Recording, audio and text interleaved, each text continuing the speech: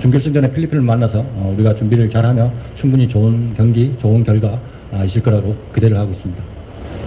필리핀 Tepat malam ini, komentar sangat keras dan gila pelatih Vietnam. Hasil memalukan timnas Indonesia versus Filipina di SEA Games.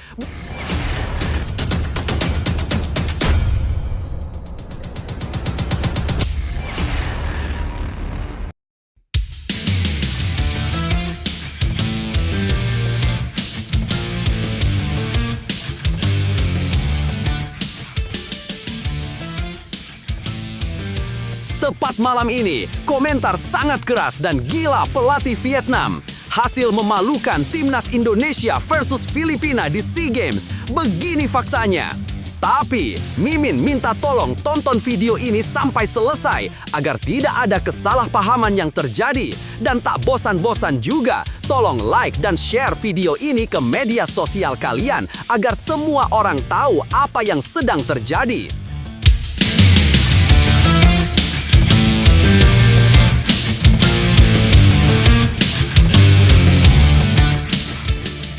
Sebelumnya, diberitakan Garuda Muda tersandung di laga perdana SEA Games 2025.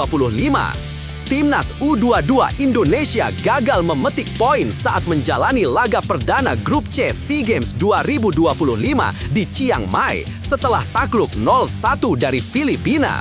Pertandingan yang seharusnya menjadi langkah awal penuh optimisme justru berubah menjadi alarm keras bagi skuad Indra Syafri. 3 faktanya memberi gambaran bahwa Garuda Muda menghadapi masalah serius di kreativitas, efektivitas serangan, dan antisipasi lini belakang. Berikut 3 fakta lengkapnya. 1. Filipina curi gol di ujung babak pertama. Filipina bukan hanya datang sebagai kuda hitam, tetapi menunjukkan organisasi permainan yang matang sejak menit awal. Mereka lebih tenang dalam memegang bola dan berhasil mencuri momentum lewat sebuah lemparan bebas yang tampak sederhana. Bola yang dilepaskan menuju kotak penalti Indonesia gagal diantisipasi dengan baik sehingga Otu Banatao leluasa menyambar bola dan mengubah keadaan menjadi 1-0 tepat sebelum turun minum. Gol tersebut bukan hanya memecah kebuntuan, tetapi juga menegaskan bahwa Indonesia sempat kehilangan fokus di momen krusial. Situasi ini membuat Filipina semakin percaya diri menjalani babak kedua, sementara Indonesia dipaksa bekerja lebih keras untuk mengejar ketertinggalan. 2. Kreativitas minim, peluang banyak terbuang. Masalah utama Indonesia di pertandingan ini terlihat jelas, kurangnya kreativitas dalam membangun serangan. Selama 20 menit pertama, bola lebih sering dikuasai Filipina, sementara Garuda Muda sulit mencari celah untuk menghasilkan peluang berbahaya. Upaya-upaya dari jarak jauh menjadi opsi terbaik, mulai dari tembakan Muhammad Ferrari hingga 2 percobaan Rivaldo Pakpahan, namun tidak satupun yang berujung gol. Memasuki babak kedua, masuknya Rahmat Arjuna dan Robby Darwish memberikan sedikit energi baru. Rafael Struijk mendapatkan 2 peluang emas, termasuk dari bola terobosan di dalam kotak penalti. Sayangnya, sentuhan akhirnya belum sempurna. Indonesia terus menekan, tetapi penyelesaian akhir dan variasi serangan yang kurang membuat peluang-peluang tersebut kembali terbuang sia-sia. 3. The Young Ascals bertahan rapat, Garuda Muda kehabisan akal. Filipina layak mendapat kredit penuh atas cara mereka mempertahankan keunggulan. Setelah gol Banatao, The Young Ascals menumpuk pemain di zona pertahanan dan mempersempit ruang gerak Indonesia. Pola bertahan mereka membuat para pemain Garuda Muda berkali-kali mengalami kebuntuan di sepertiga akhir. Indra Syafri sempat mencoba menambah daya gedor dengan memasukkan hoki caraka di akhir pertandingan. Namun, pertahanan Filipina tetap sulit ditembus. Pun ketika Indonesia terus menggempur sepanjang babak kedua, tidak ada satupun peluang yang benar-benar membahayakan Nicolas Guimaraes di bawah mistar. Sampai peluit panjang berbunyi, skor 1-0 untuk Filipina tak berubah dan menempatkan mereka di puncak klasemen Grup C berkat 2 kemenangan. Nah, sebelum lanjut mendengar berita ini, untuk para netizen, keluarkan 1 kalimat pamungkas untuk menanggapi kabar ini. Menurut kalian, dengan skuad yang sangat mewah ini, apakah kalian yakin Timnas Indonesia U23 mampu meraih medali emas SEA Games tahun ini? Ayo teman, berikan tanggapan kalian di kolom komentar. Bravo Timnas U23, bravo Indra Syafri, bravo PSSI. Ayo Garuda, buktikan bahwa level kita sudah dunia. Buktikan bahwa kita adalah raksasa Asia Tenggara. Medali emas SEA Games 2025 harga mati. Di sisi lain, jangan lupa juga satu kalimat khusus untuk Erick Thohir CS yang sedang berusaha keras memajukan sepak bola Indonesia. Silahkan tulis di kolom komentar. Ayo terbang tinggi Garuda. Mari kita lanjut teman-teman.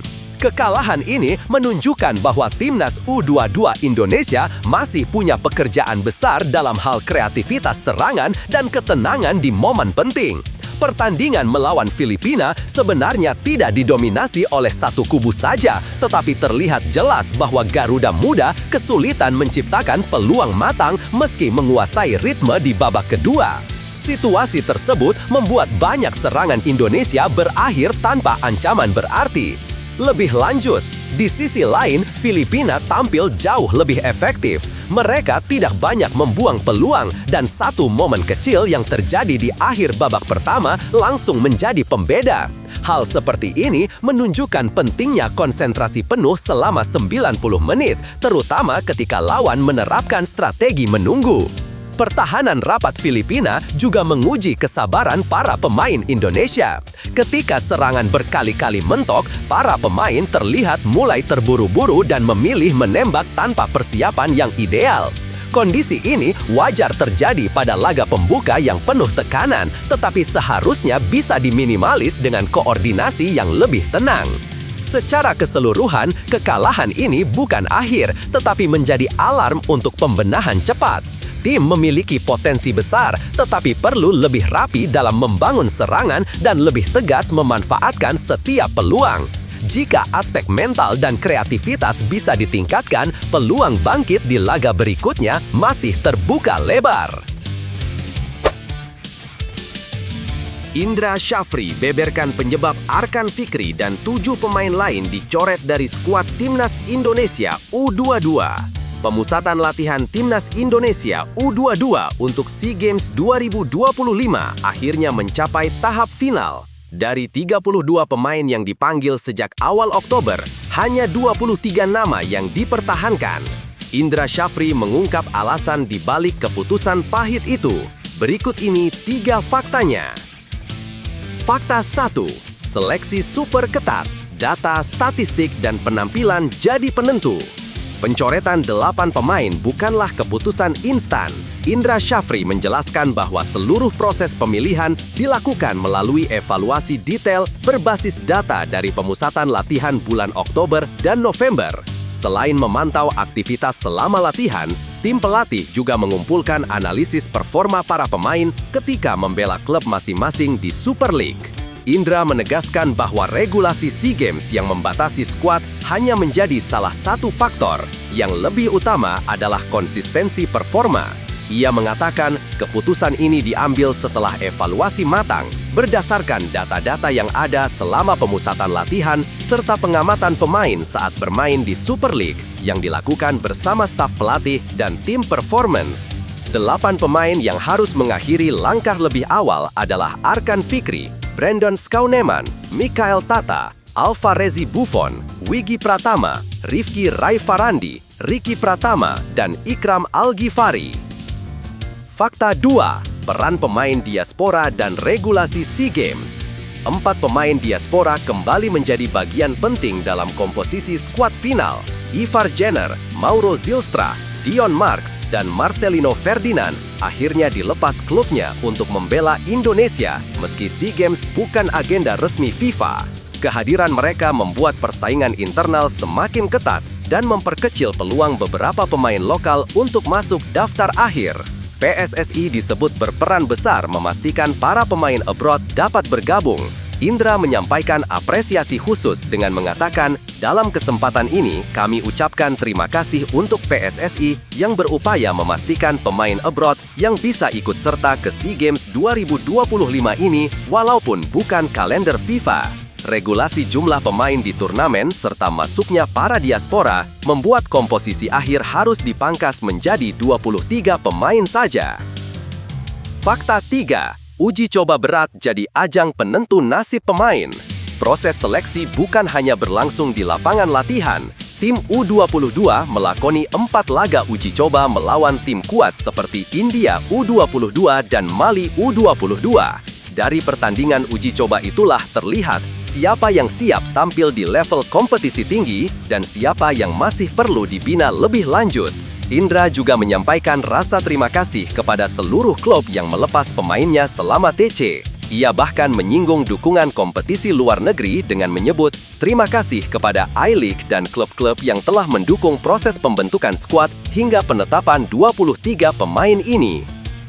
Lebih lanjut, keputusan pencoretan 8 pemain ini sebenarnya menunjukkan satu hal penting. Timnas U22 sedang bergerak menuju standar yang lebih profesional. Indra Syafri tidak lagi hanya mengandalkan intuisi, tetapi menempatkan data, performa, dan konsistensi sebagai dasar utama penilaian. Ini langkah yang jarang diperlihatkan secara gamblang pada masa-masa sebelumnya, dan justru menjadi sinyal bahwa tim ini ingin benar-benar siap bersaing di level Asia Tenggara. Di balik itu, tentu ada rasa kecewa bagi para pemain yang dicoret. Namun, keputusan seperti ini adalah bagian dari dinamika kompetisi profesional. Mereka yang tersisih bukan berarti tidak layak, hanya belum paling pas untuk kebutuhan taktik dan komposisi skuad saat ini. Justru ini bisa menjadi energi untuk membuktikan diri lagi di kesempatan berikutnya. Selain itu, kehadiran 4 pemain diaspora membuat persaingan semakin ketat. Ini memberikan tampak positif sekaligus tantangan. Positif karena kualitas tim meningkat, tetapi menuntut pemain lain untuk bekerja lebih keras agar tidak tergeser. Pada akhirnya, situasi ini menciptakan ekosistem kompetitif yang sehat, sesuatu yang dibutuhkan tim nasional jika ingin meraih prestasi nyata. Yang paling penting, proses seleksi ini menunjukkan bahwa SEA Games 2025 bukan sekedar ajang partisipasi. Dari cara PSSI mengupayakan izin pemain diaspora hingga uji coba melawan lawan kelas berat, semuanya menggambarkan keseriusan menuju target besar. Para pemain yang lolos harus menyadari bahwa mereka membawa harapan besar, namun juga harus memahami bahwa tanggung jawab ini datang bersama tuntutan performa yang konsisten. Setiap proses besar selalu melahirkan cerita tentang mereka yang bertahan dan mereka yang harus menunggu giliran berikutnya. Bagi para pemain yang lolos, ini saatnya membuktikan bahwa kepercayaan yang diberikan bukan hadiah, melainkan hasil dari usaha panjang. Gunakan momentum ini untuk bekerja lebih keras, menjaga fokus, dan tampil tanpa keraguan. Kalian bukan hanya membawa nama sendiri, tetapi juga harapan jutaan pendukung Garuda. Untuk para pemain yang belum terpilih, perjalanan kalian tidak berhenti di sini. Banyak bintang besar yang justru mulai bersinar setelah mengalami kegagalan pertama mereka. Pencoretan bukan akhir, tapi awal dari babak baru. Setiap latihan, setiap menit bermain di klub, dan setiap kesempatan yang datang nanti adalah ruang untuk bangkit dan menunjukkan bahwa kalian masih layak bersaing di level tertinggi. Tidak ada jalan menuju puncak yang lurus, tapi selama semangat tetap menyala, kesempatan berikutnya selalu ada. Teruslah berjuang, karena sepak bola selalu memberi tempat bagi mereka yang tidak menyerah. Calon pelatih baru Timnas Indonesia terbongkar di jagat maya. Siapa sosok misterius itu? Sebelumnya diberitakan, teka-teki pelatih baru Timnas Indonesia mulai mengerucut setelah sejumlah sinyal bermunculan di media sosial. Media Belanda Voetbal Primeur mengungkap gerak-gerik mencurigakan dari John Heitinga yang diduga tengah membuka pintu bagi PSSI. Berikut ini 3 faktanya. Fakta 1, jejak digital Heitinga yang memantik spekulasi. Laporan Voetbal Primeur menyebut John Heitinga tiba-tiba mengikuti akun resmi Timnas Indonesia, Erick Thohir, serta penasihat teknis Jordi Cruyff di Instagram. langkah itu dianggap bukan sekedar iseng, melainkan indikasi kuat bahwa mantan bek Ajax Amsterdam tersebut siap mendengar tawaran dari PSSI. Media Belanda itu menilai momen tersebut terlalu tepat waktunya untuk disebut kebetulan, mengingat status Heitinga yang sedang bebas kontrak. Dalam laporannya, Football Primeur menuliskan, John Heitinga seakan memperlihatkan sinyal memiliki keterkaitan dengan timnas Indonesia. Di Instagram, terbukti mantan bek itu terlihat mulai mengikuti akun timnas Indonesia, ketum PSSI Erick Thohir, dan penasehat Jordi Cruyff. Media itu menambahkan, belum ada pengumuman resmi dari PSSI, tetapi mereka percaya tindakan Heitinga bukanlah sesuatu yang ajak. Selain faktor teknis, Heitinga juga memiliki garis keturunan Indonesia dari sang ayah, membuat hubungan emosionalnya dengan tanah air tak bisa diabaikan. Fakta 2, hubungan Belanda-Indonesia bikin rumor kian kuat. Keberadaan pemain-pemain keturunan Belanda di timnas Indonesia beberapa tahun terakhir membuat keterhubungan antara dua negara ini semakin dekat. Nama Heitinga pun otomatis dianggap cocok masuk dalam pola tersebut. Bagi sebagian pengamat, kedekatan historis antara sepak bola Indonesia dan Belanda menjadi alasan logis mengapa PSSI mungkin tertarik pada pelatih yang tumbuh dalam kultur sepak bola Eropa tersebut. Heitinga yang dikenal disiplin dan memiliki karakter kuat dianggap bisa membawa warna baru dalam proyek jangka panjang Timnas. Dengan rekam jejaknya di Ajax dan pengalaman melatih beberapa kelompok usia, publik menilai ia bisa menjadi figur strategis untuk membangun identitas permainan Garuda. Karena itu, setiap langkah kecilnya di media sosial dengan cepat menjadi bahan perbincangan. Fakta 3, Tom Hay minta supporter tenang dan percaya proses. Di tengah ramainya spekulasi nama-nama pelatih, Tom Hay tampil menenangkan publik. Ia memahami kecemasan supporter, tetapi menegaskan agar semua pihak tetap memberikan ruang bagi PSSI untuk merampungkan prosesnya. Menurutnya, dukungan yang solid sangat dibutuhkan, tidak hanya untuk pemain, tetapi juga bagi siapapun yang akan menjadi pelatih baru. Tom Hay mengatakan, percayalah pada prosesnya. Saya yakin jika kita tetap bersama dan terus saling mendukung, kita bisa mencapai apa yang kita inginkan. Ia juga menegaskan bahwa energi dari supporter, baik di laga kandang maupun tandang, adalah kekuatan besar yang selalu dirasakan pemain. Karena itu, ia berharap siapapun pelatih terpilih nanti tetap diberikan dukungan penuh sejak hari pertama memimpin timnas. Lebih lanjut, situasi yang berkembang saat ini sebenarnya mencerminkan betapa besar ekspektasi publik terhadap masa depan timnas Indonesia. Ketika sinyal kecil dari seorang figur seperti John Heitinga saja langsung memicu kehebohan, itu menunjukkan bahwa supporter sudah berada pada fase yang sangat ingin melihat progres konkret dari federasi. Di sisi lain, langkah Heitinga mengikuti akun PSSI dan tokoh penting sepak bola Indonesia memang terasa terlalu spesifik untuk dianggap sebagai aktivitas biasa di media sosial. Wajar jika publik menafsirkan itu sebagai kode awal. Namun, di tengah hiruk-pikuk tersebut, seruan Tom Hay untuk tetap percaya pada proses adalah pengingat yang penting. Timnas butuh fondasi yang kuat, bukan keputusan terburu-buru hanya karena tekanan publik. Jika PSSI memang sedang membangun komunikasi dengan beberapa kandidat, memberi mereka ruang adalah langkah yang lebih sehat untuk memastikan keputusan tepat diambil. Suasana seperti ini juga menjadi ujian kedewasaan supporter dalam menyikapi dinamika internal federasi. Pada akhirnya, menyambut pelatih baru bukan hanya soal nama besar atau reputasi luar negeri. Ini tentang menemukan sosok yang benar-benar cocok dengan karakter pemain Indonesia, visi jangka panjang, serta mampu memaksimalkan potensi generasi yang sedang berkembang. Apapun hasilnya, menjaga atmosfer positif akan membantu siapapun pelatih baru memulai pekerjaannya dengan fondasi dukungan yang kuat. Dalam situasi yang penuh teka-teki seperti ini, justru di sanalah pentingnya menjaga semangat. Sepak bola Indonesia sedang berada di titik berkembang, dan setiap proses besar memang selalu diiringi rasa penasaran, kecemasan, bahkan keraguan. Tapi ingat, perubahan terbaik sering datang dari perjalanan panjang yang kadang tidak terlihat di permukaan. Untuk para pendukung Garuda, teruslah percaya bahwa upaya kecil yang dilakukan hari ini akan membuahkan hasil besar di masa depan.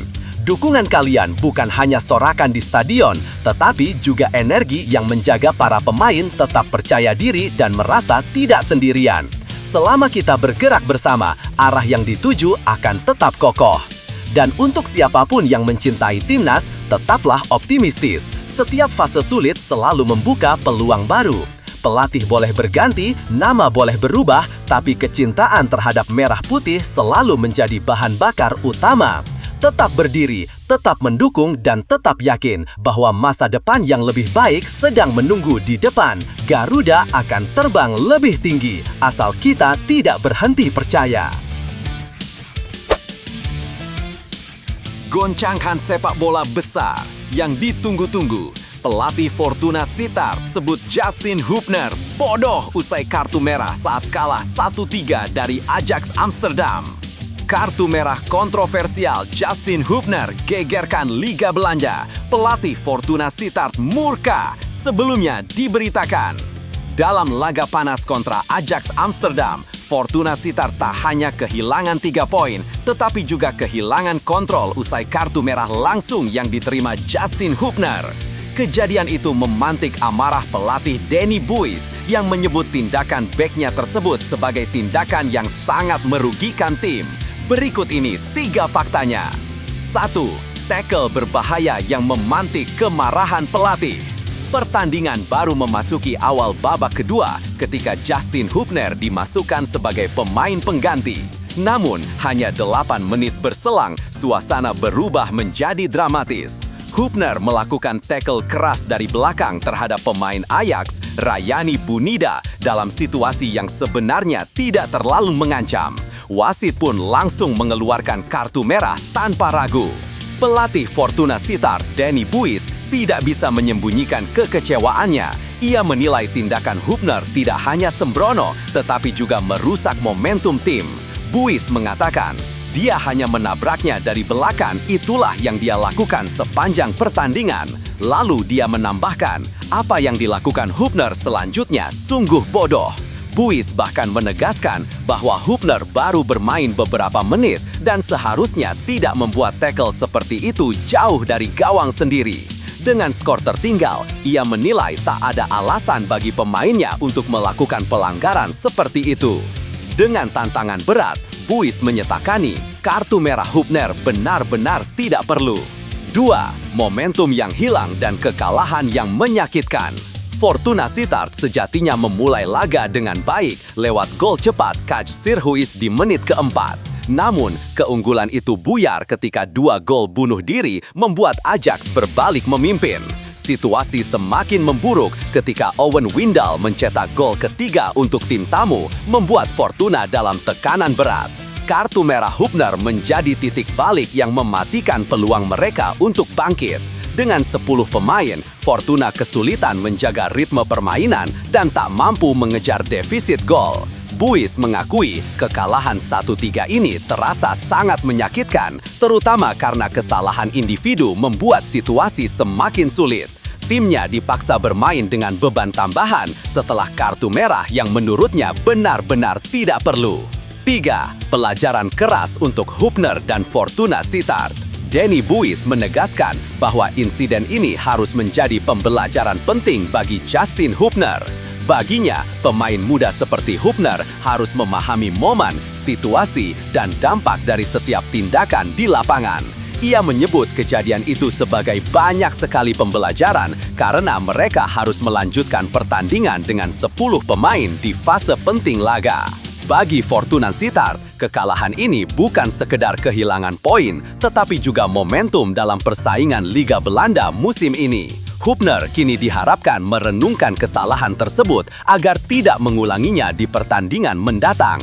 Dalam sepak bola profesional, satu keputusan buruk bisa mengubah arah pertandingan, dan laga melawan Ajax menjadi bukti nyatanya.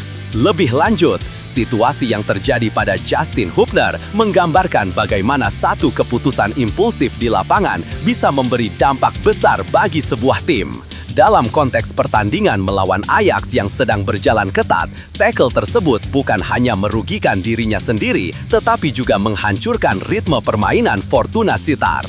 Wajar jika Danny Buis menunjukkan kemarahan yang begitu terang karena dari sudut pandang pelatih, momen seperti ini adalah sesuatu yang seharusnya bisa dihindari oleh pemain profesional. Namun, di sisi lain, kejadian itu juga menunjukkan bahwa Hubner masih berada dalam proses pendewasaan sebagai pemain.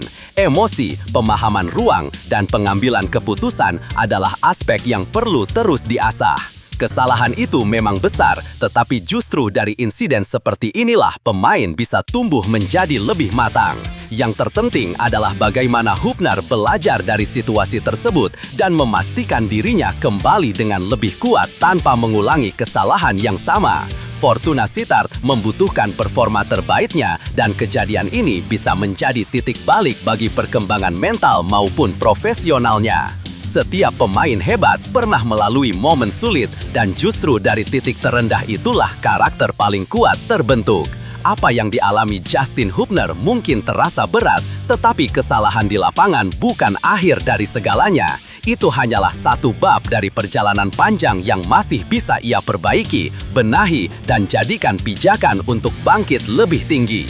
Dalam sepak bola, yang membedakan pemain biasa dengan pemain besar adalah bagaimana mereka merespon kegagalan. Jika Hubner mampu mengambil hikmah dari insiden ini, menata ulang fokus, dan kembali bermain dengan kepala dingin, ia akan tumbuh menjadi pemain yang jauh lebih matang. Setiap langkah, setiap laga, setiap keputusan adalah kesempatan untuk menunjukkan siapa dirinya sebenarnya. Kesalahan tidak menentukan masa depan, yang menentukan adalah keberanian untuk bangkit, terus maju, perbaiki diri, dan jadikan kritik sebagai bahan bakar untuk tampil lebih kuat di laga berikutnya.